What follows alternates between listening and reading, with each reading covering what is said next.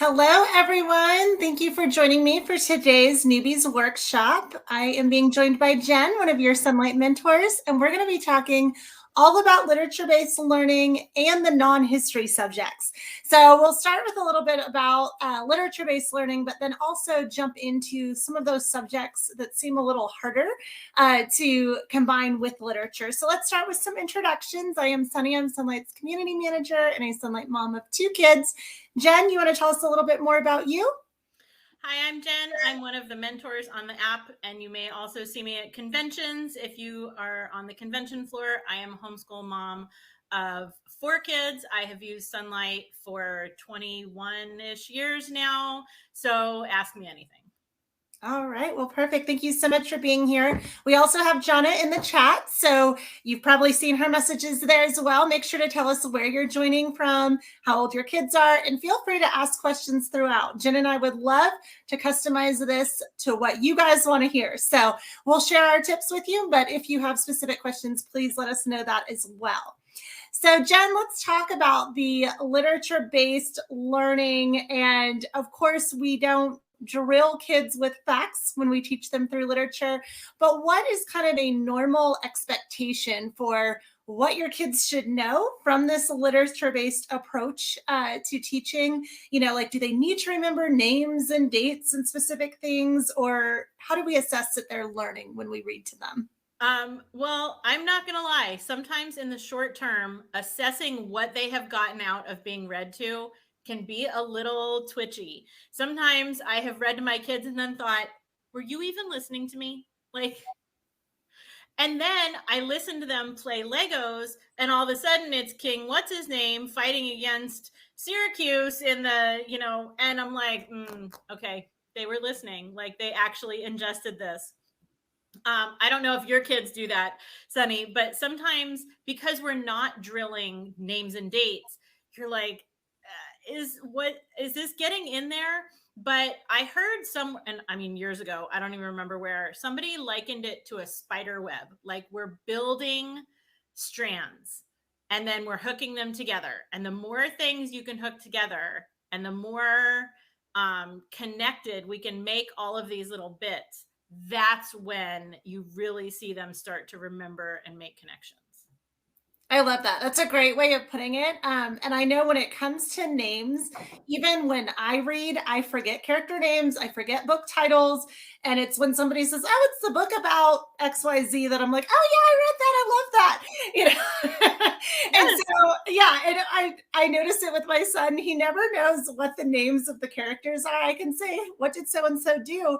And that goes right over his head. But then if I'm like, "What'd you get out of the story?" "Oh, well, the boy did this, and then his mom did this," and he can recount the story. So yeah, just kind of pay attention to cues like that. Like you said, kids playing. I love that with our little Sonlight kids. They always play what they're learning as well. And so, yeah, you don't need to remember that this war started this year, as long as they can kind of figure out where in history that took place. Yep. Now, let's talk about the instructor's guide questions. I think they can be a huge help, but also there's times that they seem overwhelming, that there's so many questions, your kids aren't able to answer the questions.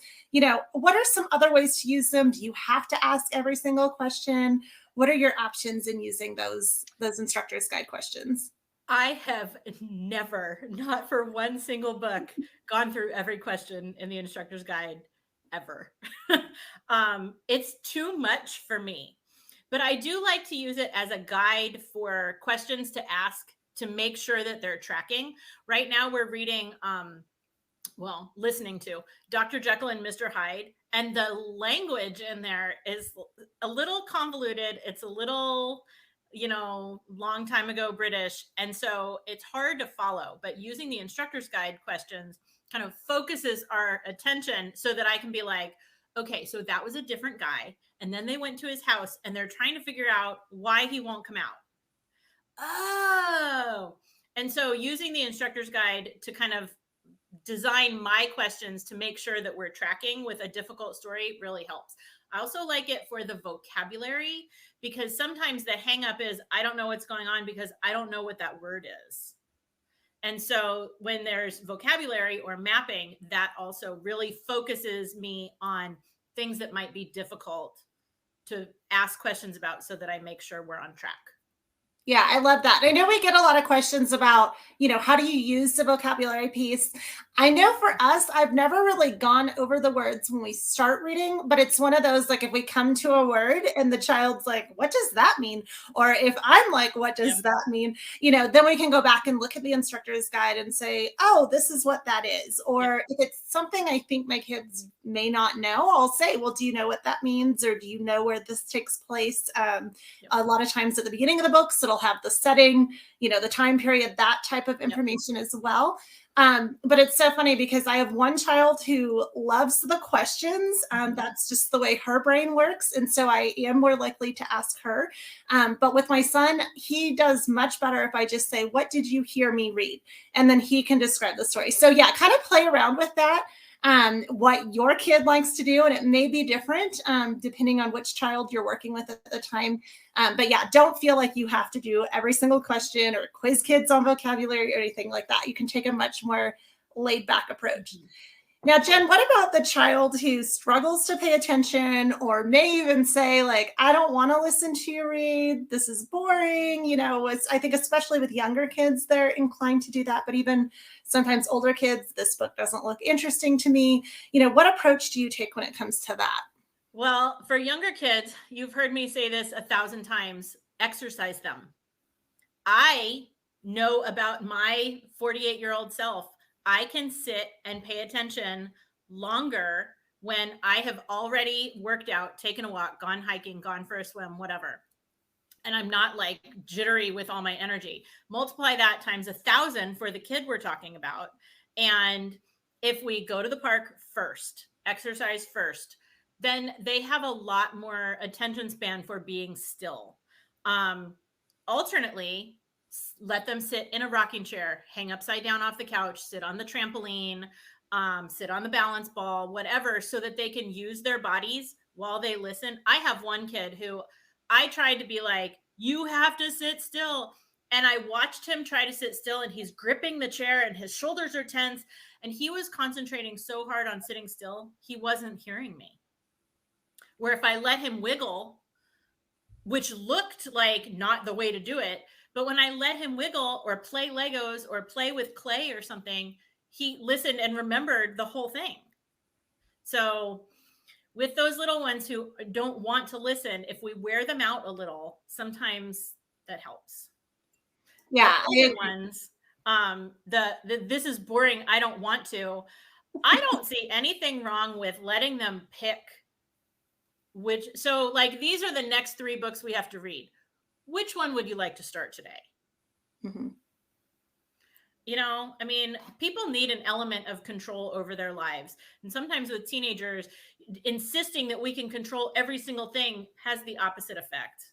So if you can give them an option, go for it. Yeah, I think that's huge. Anytime a child has buy-in into what you're doing, they're instantly more engaged. I know I do this even when my kids are young. I stack all the books we're going to do today on the table. And I say, okay, what do you want to do first? Mm-hmm. And so I start that even when they're young. And also don't expect kids instantly to be into it either. I think my firstborn was kind of more the kid that would cuddle and sit there and listen. So I just assumed, oh, kids love stories.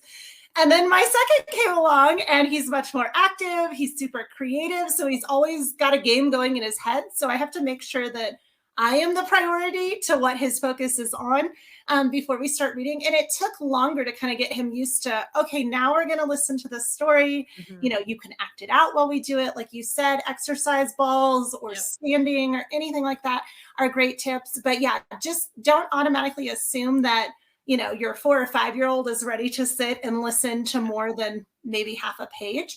But they will eventually get it. Now that my kids are older, they both do great with that. So just a little encouragement on that. Now let's talk about how the learning happens with a literature-based approach. Things like context and making those historical events come alive or emotional connections, because I think, Jen, sometimes it is hard to see early on because you're not testing these kids. What are they learning? How do they understand how, maybe this historical fiction fits into the broad scheme of history, those types of things. What do you think? I think that the glory part of learning history or science or literature, whatever, through stories is that we become emotionally involved. We fall in love with characters like Wilbur and Charlotte and Anne and Laura and all of those guys, and they become like people that we're involved with. And so all of the things, the historical events that happen, all of the years and the places and the names and the dates get hooked onto those web strands of emotional connection, and those are the things we remember. And so, you know, like I could tell you all about the Transcontinental Railroad, but when you read about it in a story about a girl who you're already involved with, you remember all the details of, you know, grading and building and all of the things that, like, if I was just like, so today we're going to talk about how to grade a railroad, you'd be like, yawn by no.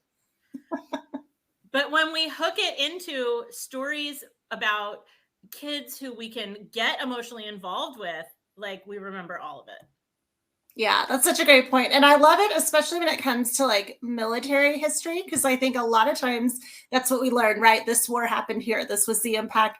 This was the date. But when you can hear the perspectives of people going through those events, it makes them feel like, oh, that wasn't thousands of years ago. That's people like we live today, right? And so to me, I think that's super helpful. Also, the emotional connection. If you've done Sonlight for any period of time, you know that a lot of the books are tearjerkers, and you get really involved and invested in those characters. And like you said, you learn details that you may not care about if you didn't know about this person who was doing this thing. But once you get into those characters, you do. Another thing that I love talking to young Sonlight kids because they sound so smart. Their vocabulary is huge. They use grammar correctly. You know, how does reading to kids really benefit them in that regard? So reading good literature to little kids is the highest grade of being a good example. You are reading to them excellent sentence structure, using proper grammar, using those great vocabulary words that are more than just easy reader words. And so they learn to speak like that. They learn the cadence of a good sentence. They learn what all those words mean, and then they use them in conversation with their grandmother, which makes you look really good. Yeah, that's so true. And I always tell people when they're starting out and they're like, is this working? How's it going? Give it a year or two and you will start to see it because your kids, I mean, their vocabularies and everything take off. Oh, yeah. Also, I think something that's really fun about teaching this way is that kids develop that love of learning for learning's sake. And it's not like, oh, we're doing school. This is boring. I don't want to do it.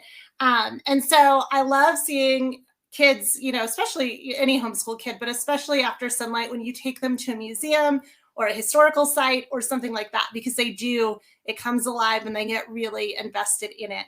Yes. But let's talk a little bit about those practical tips. I know we already talked about letting kids wiggle and getting exercise in the morning. What are some other opportunities, maybe for time of day or location or things like that, where you can shift some of that reading so that it doesn't feel like they're just sitting all day long listening to you read to them? How do you break up that schedule? I mean, one of my favorite tips is save something back for bedtime, especially one of those stories that we're emotionally involved with. If you can save the read aloud back for bedtime, then not only could maybe somebody else do it if dad or grandma or Aunt Sue or whoever wants to be involved, hand them a book, give them some kids, like this is what we do. But it does break up the day, where if we can do, you know, math and history and a science experiment and some language arts, and then at the end of the day we can kind of cuddle up on the couch and everybody can just get in relax mode, then not only do you sometimes get extra pages in because nobody wants you to stop reading, but everybody's just so much more calm and focused. And I'm not looking at the clock thinking, what time do we have to leave if I'm going to stop at Target and get my pickup before soccer practice? And so it just has a whole different calm feel if we save it till bedtime. I've also done a ton and a half of school in the car. Like one kid has soccer practice, so I make sure their stuff is all done, and I pack up little sister and her bag of tricks, and off we go, and school in the parking lot, knowing that the playground is right there. And if we get this reading done and mama's happy, you can play on the playground for the whole rest of soccer practice. I found that to be very motivating for several of my children. Yes, I'm actually doing that tonight. I have one child going to dance class, so I'm going to be teaching the other kid in the car while she's in there. So yeah, I love to do that as well. Another time too, if you have a child that wants to chatter and they have a hard time keeping their mouth still, feed them while you read to them, because then their mouth is engaged on chewing. They cannot talk. They cannot distract their siblings. Yeah, I have one kid like that never wanted to stop talking. And it would be like, hold on, let me read this chapter, then we can talk all you want to when we're done. And I found that by feeding the kids while I was reading to them, that was also a great way to keep them quiet, to keep them in one place. We mentioned doing school in the car. We haven't talked about audiobooks yet. That's another great, if you spend a lot of your time driving around to various places, get some of those read alouds or even some of the readers on audiobook and then play them in the car. And then that way, whoever's in there can learn them. There's no problem with, older kids listening in or younger kids listening in to somebody else's stuff either. So just some tips there for getting all of those things done. But let's talk about the non-history subjects now, maybe the things that are a little harder to figure out how to fit in. I know read alouds are fun, even the history and Bible that's read out loud can be fun. But what about math? That's kind of the scary homeschool subject, I think, for a lot of people. So when it comes to math, how do you decide what you do and how do you fit that in with the other subjects? I got very lucky in my homeschool career. I discovered Math UC very early on, and it made sense to me, which I thought was a hot miracle. I was not a very mathy person. I can say now I'm on my 9th round of algebra, and it gets way easier after like 7-8 rounds. So, for me, math was just, this is what we're doing. This is the way we've always done it. And it's worked. Math UC has worked for all my kids. Hallelujah. I never worried so much about fitting it in, like making it mesh with everything else. Although I'll tell you what, like we're reading about Descartes and learning about Descartes in math and reading about Descartes in history right now. And that was not planned. It just sometimes fits. But we tend to get math done early, especially for my kids who are not as enthusiastic about daily math practice as others. We get it done so that it's at least done, because it's only a certain amount of work. It's not like this needs to take all day. And so if we can kind of knock that out, then anything else we have to take with us on our journey to soccer practice or dance class or wherever, is the easy stuff, is just the reading or just worksheets or just whatever. And they know their math is done. And sometimes that creates a level of peace that you don't have when you take your math book with you. Yeah, absolutely. And I know, Jen, you said that you discovered Math UC early. I've actually used 2 different math programs. So I started my kids with Horizons in kindergarten, and then Horizons only goes up through 6th grade. So we switched to Math UC for pre-algebra when my daughter hit that age.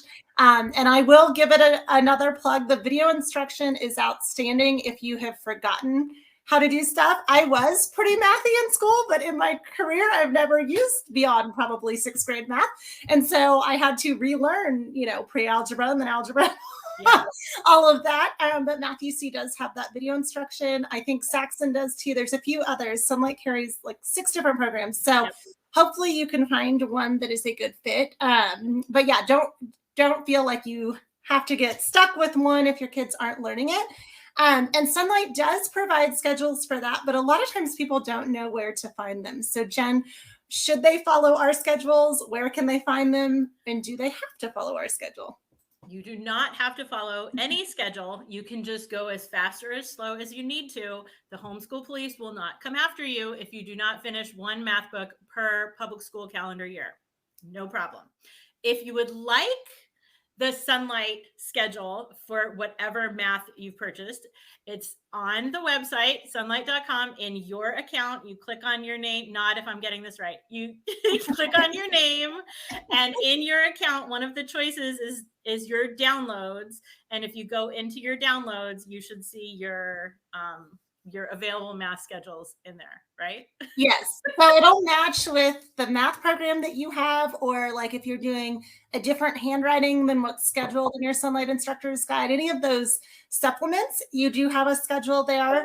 I did not discover that early when I first started sunlighting. And so we just do one lesson a day, and that's worked for us.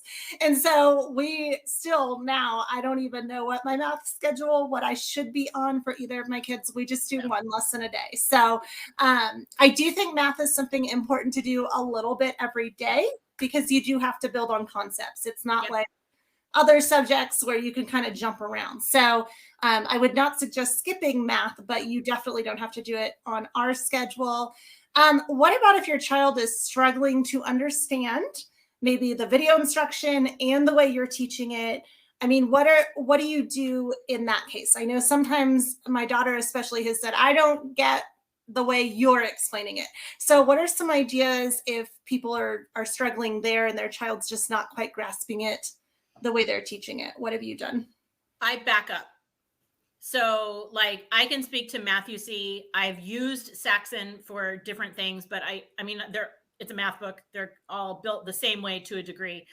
If there's something that is not sinking in this lesson, we back up. Did you get the lesson before? Did you really master it? Can you explain it to me? How about the lesson before that? Because I find that the 2 or 3 lessons before this one are what we need to have mastered and then maybe integrate into what we're doing now. And so I have spent a lot of time in teaching my kids math going, you know how to do this. Remember when we learned, oh yeah, okay, this is where you use it. Mm-hmm. Now you have to do that thing and then do that other thing. And if you combine them on the right kind of problems, then you can get the answer. And so I back up a little. Is this working? And if the kid doesn't like how I'm explaining it to them, I have them explain it to me. How does this work? What did he just say? What are the 3 steps to get from the problem they gave you to the answer? Like, what are we trying to do? My kids roll their eyes and say, get X by itself. Because like, that's how many times I have said. So what we're trying to do is get X by itself. So what can you do to make that happen? You know, so yeah, having the child explain it, because where they get stuck is where they're stuck. So then you know where they're stuck, and then you can address that specific thing. Well, and you brought up the point too, that sometimes they might have understood the concept in this lesson, but they haven't made the connection that that's what they're using here. Yeah. We see that happen a lot, where it's like, oh, you know how to do this. You just don't realize that's what you're supposed to do here. Another thing that we like to do is if you're not getting it when I explain it to you, your dad's going to explain it to you now. My husband's super mathy and kind of is nerdy about it and dives into these deep explanations. And so a lot of times my daughter will figure it out all of a sudden when she realizes that she has to go listen to dad's math lectures. So that might be another option too, is like, oh, well, you can go learn it over here. And then, yeah, all of a sudden she's highly motivated. Another thing we'll do is we'll watch the video again together. I don't always watch every single video with her the first time. So, you know, we might watch it together. That way I know how she's being taught, you know, in Matthew C versus how I might be thinking it in my head, which could be different than the way she's being taught. Because sometimes things like terminology and stuff like that will trip kids up when it's brand new. So also we love Mathtacular in our house. That's a supplement that Sonlight sells, and they're just fun videos that make math applicable in real life. And so that's great for reinforcing concepts in elementary, you know, early middle school ages as well. But let's talk about science. Science is something that Sonlight carries. We've redone kindergarten through level D in recent years, and we're currently working on updating other levels as well. So I think the new science is so fun. But I feel like science is the subject that people a lot of times feel like they can't get to, or maybe they have a hard time completing experiments. So do you feel that science has to be done daily like it's scheduled in the IG, or how do you make time for science if that's not the area you gravitate towards?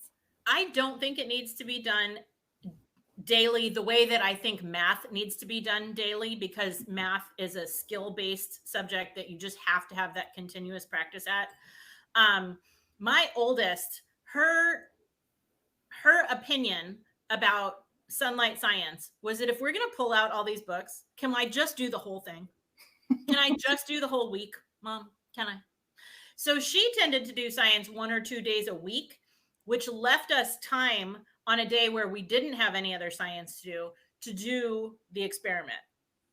As she got older, we tended to kind of block schedule it even more, where she would do kind of a whole unit or several weeks, and then we would do a couple of the experiments all together. Like, while we're making a mess, can we just do the whole thing? Because I mean, by that time I had like another toddler, and it was just like, oh my gosh, if we're going to make a mess, can we really get a lot of value out of this? So we felt free to block schedule science through the years. Have you done that? Yeah, I really have. It's funny because I actually majored in science. I love science, but I've never been a fan of labs and experiments. Mm-hmm. And so I'm kind of with you, where if we're going to make a mess this one time, let's do it all and go all out. My older child does a lot of her experiments on her own, but my son still needs us to help him. But that's something that we oftentimes will do on the weekend too, when we have more time.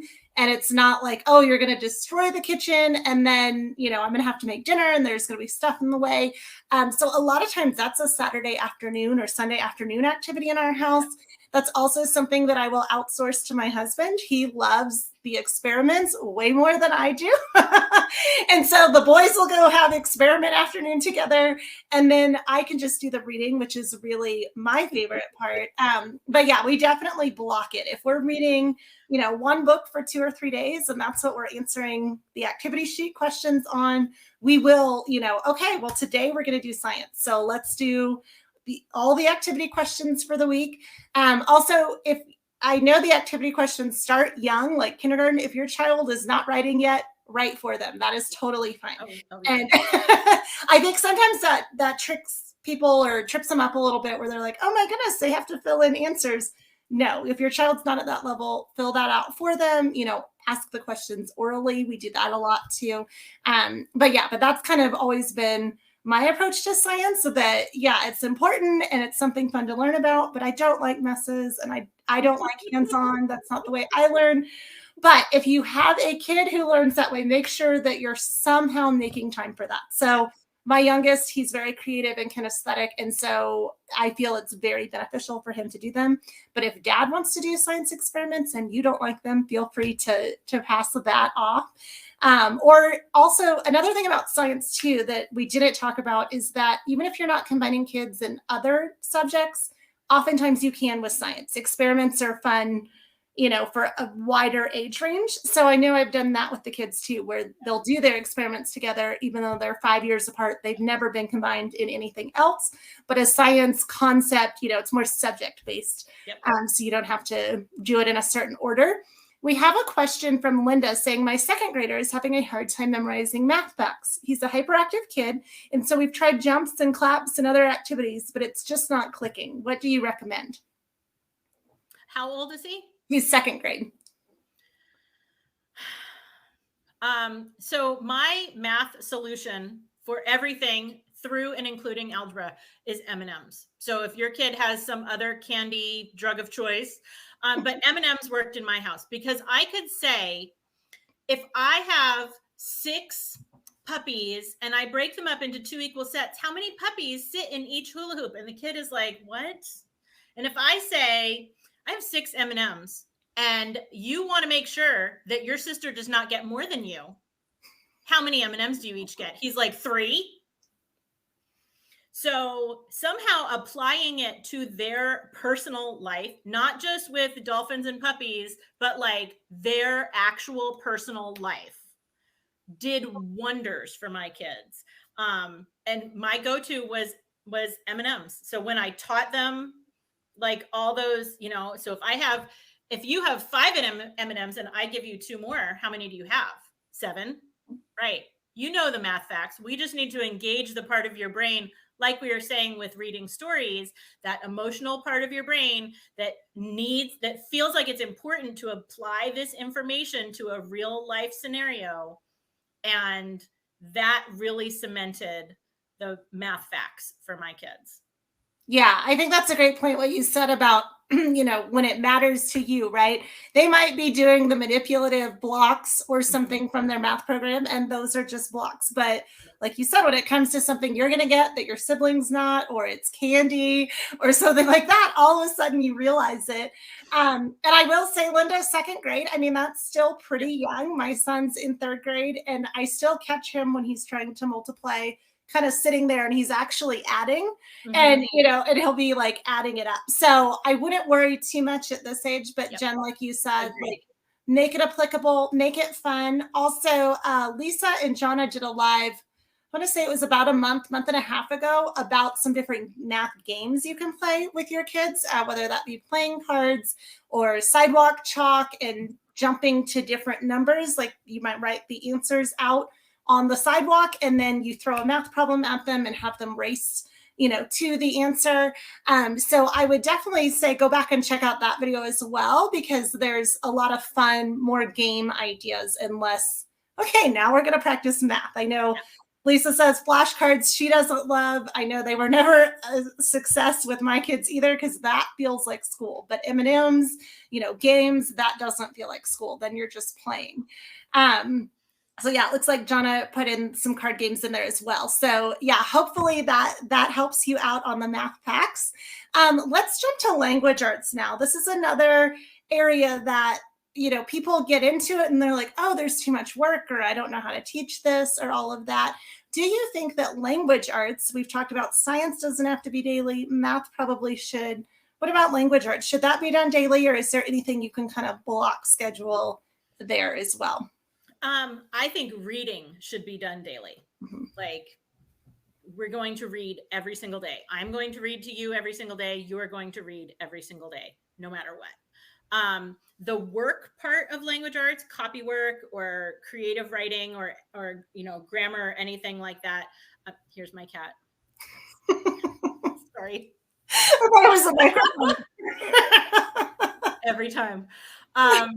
I feel like that should be done several days a week. Like, I feel okay leaving science experiments to do several at once in a while. I wouldn't do that with language arts, but I don't feel as strongly about it as I do about, like, we must practice math every day. That's a wishy-washy answer, but I think that some kind of writing work is probably a really good thing to do every day. Yeah, I agree with what you were saying about the reading, especially when a child's learning to read. I know my son especially would forget what he did, 2 or 3 days ago. But if we did it every day, he did a better job of, oh yeah, A sounds like this, B sounds like this. Otherwise, he would get a little confused. So I think especially in that learning to read stage, something every single day, even if it's not the full IG assignment. I know we have definitely slowed down or sped up, but yeah, definitely agree on that. And same thing with writing. For my kids, when they're little, it's the handwriting, right? They do some amount of handwriting every day just to kind of reinforce what they're learning. And that way it doesn't feel like, oh, I forgot this. It's been a week since I last read or wrote anything down. But I do agree on, like, the creative expression, the maybe mechanics practice. You can kind of double some of that up a little bit.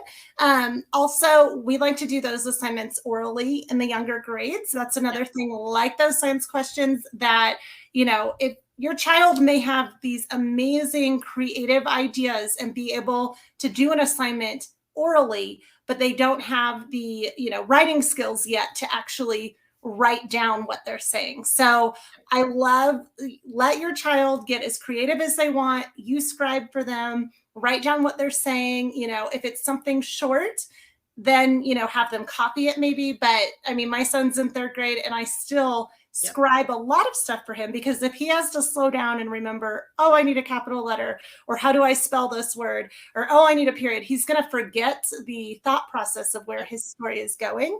And so that's something I think, if your child cannot write yet, or not as well as they can create, scribe for them.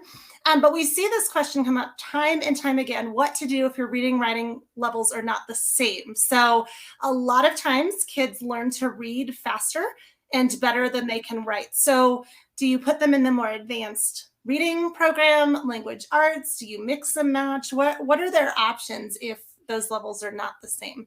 Well, first, let me say, I think those levels are hardly ever the same. Hardly ever.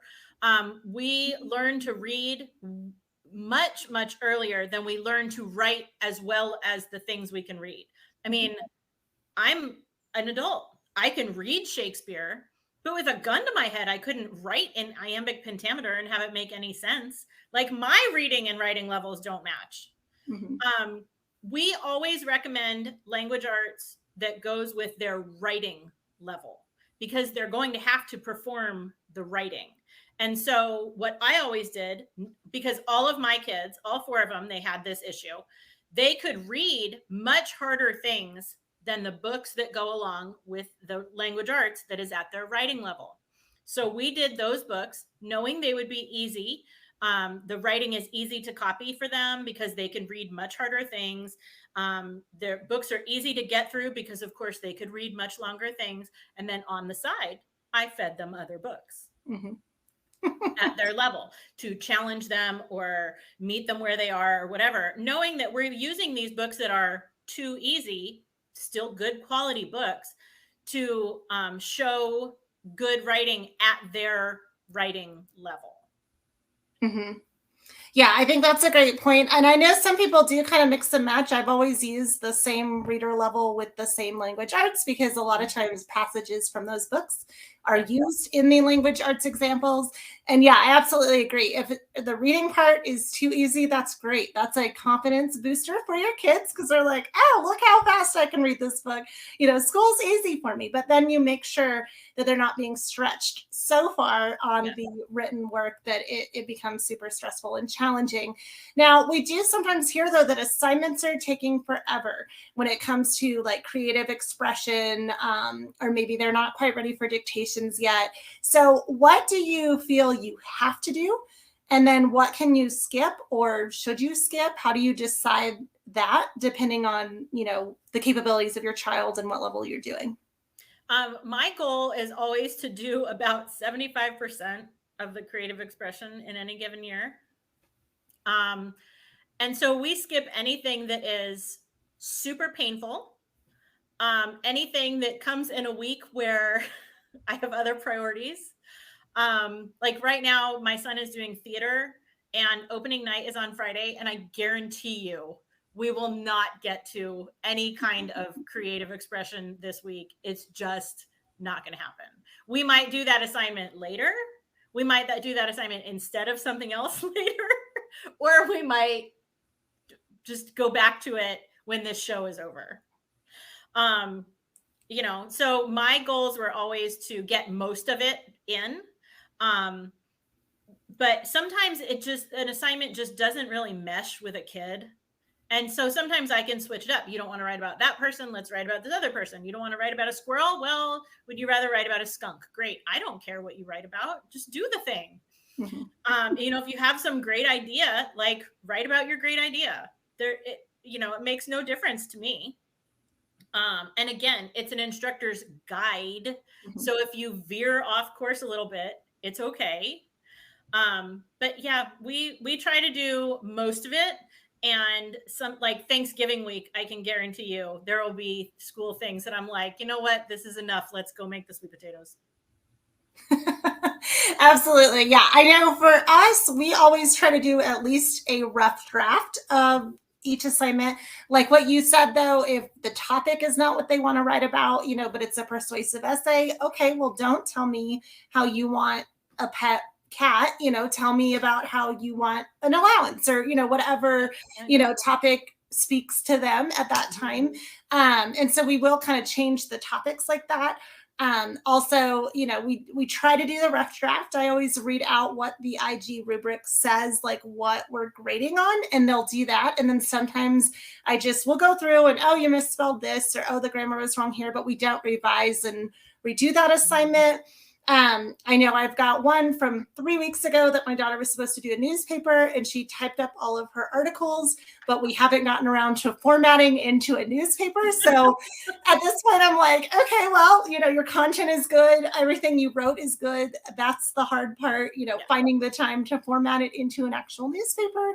Probably don't need to do, because technology changes all the time, and right. it'll be different when you're an adult anyway. It's more the writing style that you're working on there. And another thing that we get a lot, though, is like, especially as the kids get older, if you are not a strong writer or speller, or grammar is kind of a weak area for you as a parent, how do you accurately guide your kids and assess their writing to make sure that they're going to develop into strong enough writers? Well, I think that the rubrics that Sonlight puts in their language arts are magical. Mhm. I think those are the best things since sliced bread. And, I have heard so many parents say, I'm not a strong writer. How do I know what this is supposed to look like? But then you have a 5 or 6 point little box that says, did they do this? Did they do this? Did they do this? And the wonderful part about a rubric, I mean, I'm an English teacher by trade, so I'm all about a good rubric.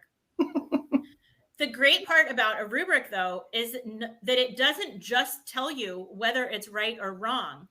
It's built in that you give them specific feedback if it's wrong. Mm-hmm. To say, are all the right words capitalized? Then you can say to your child, there are some words in here that are capitalized that maybe shouldn't be. Can you find 3 of them? Mm-hmm. And then we have not just, you stink at this, which nobody wants to hear, but a specific thing that they can go back and improve. And then next time you can say, and remember about, not capitalizing words that don't need to be capitalized. And, even if you're not an English teacher or a magnificent writer, it shows you what to find, and they can be pretty repetitive. So over the course of time, I mean, just like in every other subject of Sonlight, the mom learns just as much as the kid, right? Amen. Is it just me? Yes. So, yeah. Yeah, I agree. The rubrics, and then also on the dictation, or not the dictation, the mechanics practice, it'll tell you, like, this week we're going over adjectives, this week, capital letters, whatever it may be. And like you said, they build, so they get progressively harder as the child gets older. But that has been great, because, yeah, if you're looking at a kindergartner trying to figure out how to teach them to write is an overwhelming idea. But when it's, today we're just going to talk about what a declarative sentence is, it makes it much easier to come along that way. And I love the rubrics. Like I said, I show them to my kids before they even do the assignment. So they know, here's what I'm looking for. If you don't include this, we're going to take off points on that. And I do generally grade them based on the points in the rubric. And it's not like a harsh grade, but it's more like, this is A-level work. Oh, this time I feel like you slept off. You knew how to write better, but you wrote more C-level work, to kind of keep them motivated and, keep your expectations where you want them to be. Because especially older kids will get lazier, and you sometimes have to remind them, okay, that's not your best work. I know you can do better than that. So that's how I approach language arts. Let's talk about electives. Any class that's not really assigned, Sonlight does carry their own electives, but we don't have like that as part of your science, language arts, or HBL. So when do they become important? Do you even have to do them? And if so, how do you decide what you're going to do? I mean, you don't have to do them, and you don't have to do anything. All of those elective things are elective. They're extra. They are optional. In my experience, my kids came to me and said, why are we not doing art? Why am I not learning a language, Mom? Can't I do Latin, Spanish, whatever? And so I kind of followed their lead. So of course I have one who's an artist, and then nobody else could care less about art. So, just when you think you have a good thing going, the next one throws you a curveball.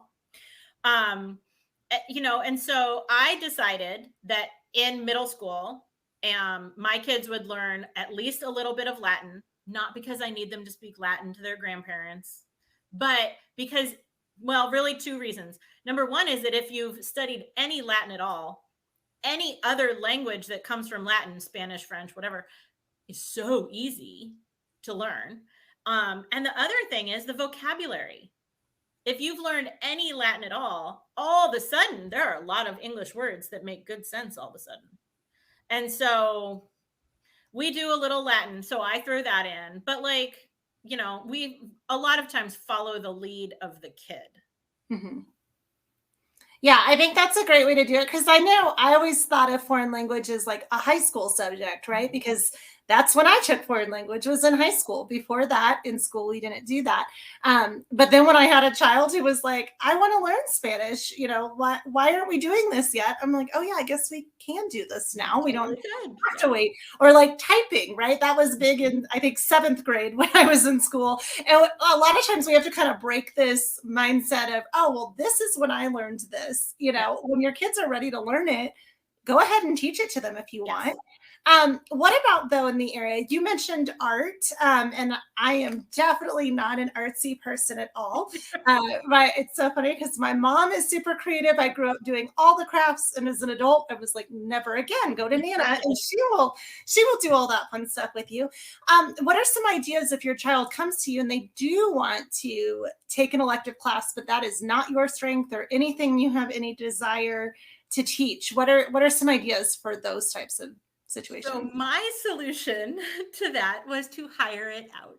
Mm-hmm. My oldest had a private art teacher from the time she was 6 till the time she graduated from high school.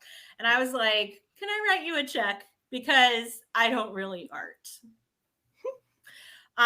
And she was blessed with some of the most amazing people who taught her what they knew. So she learned a little bit of this and a little bit of that. And it was a fantastic experience all the way around. Like I said, the rest of my kids could not have cared any less about art at all. They got that from me. I'm like, I'm the mom of an artist. I don't do that. But, you know, I mean, one of the places we started with a lot of the elective things was just going through the Sonlight elective section and being like, what looks good? Like, what are you thinking of? You know, do you want to do this? Do you want to do this? Do you want to do this? And they picked some things that I never would have thought they would pick. But, you know, there you go. Yeah, I think let them provide the lead there. And then, yeah, I'm with you. If I am not interested in the subject or don't like it, I will gladly send you elsewhere, and you can do that. You can meet friends who want to do that activity with you. You mentioned your child in theater. I also have theatrical kids, and so they go and do theater with other kids. That's a hard one to do by yourself. And so it's a great way to get them, you know, around other kids. You can do this in a co-op, or even just the regular lessons and classes that kids in school take. I know my daughter has danced for years, and so that was something that we just signed her up at the local dance studio. Also, if you're homeschooling your kids, you are spending a lot of time with them. So it's kind of nice to outsource a few things like that. So that gives you a little time apart, since you're not getting that like you would if they were in school all day. So that's how we handle that stuff. Let's talk a little bit about transitioning to independent work, though, as your kids get older. And this is always a big question, you know, when is my child ready? Or, oh, I just had a baby and I need to get my oldest more independent. You know, how do you figure out how to do that and when to do that? Well, it's like anything else. The way to eat an elephant is one bite at a time.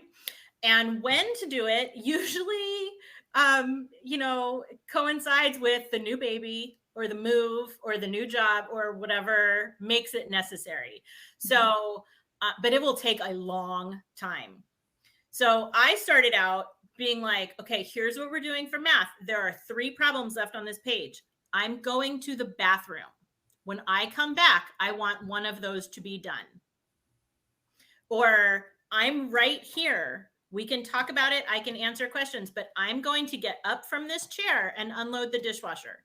You can finish this page while I'm standing right here, but doing something else. Mm-hmm. Right. And like, we literally started with 30 seconds at a time, one problem at a time. knowing that they had to be independent. And of course, by the time, my youngest was homeschooling, I had one in high school and one in middle school. And so like they had to be independent. Mm-hmm. And so we just started very, very small. Not even like, I'm going to take a shower, finish this page. Like, I'm going to walk out of this room for 30 seconds, just do one problem while I'm gone. And then you build it up from there. I found that food rewards worked really well. Like, if I come back and this is done, again with the M&Ms, if I come back and this is done, that would be amazing. Here's a treat. Mm-hmm. I mean, yeah, not forever every time, but like just to get them in the mood, Yeah. Yeah, especially if you have a kid that's easily distracted. I love what you said about, I'm going to be right here unloading the dishwasher, depending on the personality of your kid. Because again, I have one that is very independent, self-motivated. Mm-hmm. Honestly, as my firstborn, I thought, oh, this is easy. I've got this. And then, your second child comes along and it's very humbling. And he's the creative one. He gets distracted easily. And so, yeah, don't necessarily walk away and leave that child to their own devices, even for 30 seconds or a minute, but starting one thing at a time. And like you said, just kind of stepping away, and if you need me, I'm here, especially for like math or something like that. But I always start it with handwriting because you get such a little chunk of handwriting, that it's like, okay, here's how you form this letter. Now I want you to write this by yourself.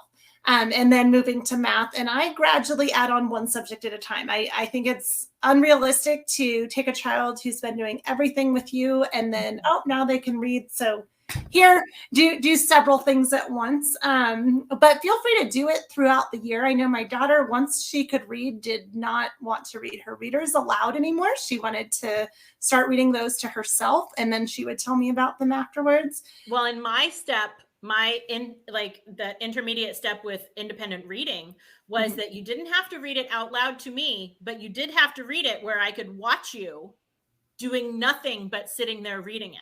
Yeah. Because I have one who doesn't like to answer questions. Don't ask me what it was about. I read it. I'm not going to talk about it. Okay. But then the flip side of that is that if you want me to know that you sat and read for 45 minutes, I need to see you do that if you're not going to discuss it with me. Mm-hmm. And so, that's like, if you don't want to read it out loud, fine. You can, if you don't want to read it out loud to me, maybe you can read it out loud to little brother, read it out loud to the cat, or just sit and read it to yourself, but where I can see you. And then once you're like, of course she's reading, what else would she be doing? Then, take it to your room, report back, whatever is fine. Some kids that happens instantaneously. Mm-hmm. Some of them it takes forever. Yeah. And I think that's a good point too. Yeah. Is don't assume that what one child did really well, the other one will do really well as well. That second one, man, that second I was just gonna say my son still has to read out loud because I don't trust him not to. Exactly. But it's funny, my kid, my second born, my fantastic son, who was exactly that child, now reads aloud daily to his wife. Oh, I love that. That's part of what they do. So, I mean, it all comes out good in the end. It's just in the meantime when you're like. Yeah, and I think what you said about the elephant, one bite at a time, one day at a time, consistency, and remember you're training them for future things, future independence. And yeah, for some kids, it is very quick and they can do everything by themselves on their own. And that's the way they like to do it. But for other kids, it is going to take longer. They may want to do it on their own. And like I said with my son, I don't trust him not to skip pages at this point just to get it done. Yep. And so he does still have to read out loud. But once he proves that he's going to read the whole thing, then we'll move him towards that independent path as well.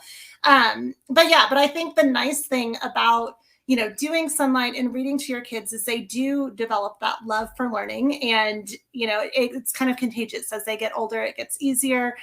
So those of you that have a bunch of littles right now, don't worry. it will work out. In a few years, you'll be looking back and saying, oh yeah, now it's so much easier. And, I remember being stressed all the time when they were younger, or whatever. But I know now, I'm able to talk to you, Jen, while my kids are working out there. And, it's not what it would have been a few years ago. So mine is actually, my youngest is at theater. So there are actually 0 children oh, in my wow. house right now, which this theater show has been the first time in 25 years that I've had this experience on a regular basis. And so I sit and just kind of like, I don't know quite what to do with myself. What to do with yourself.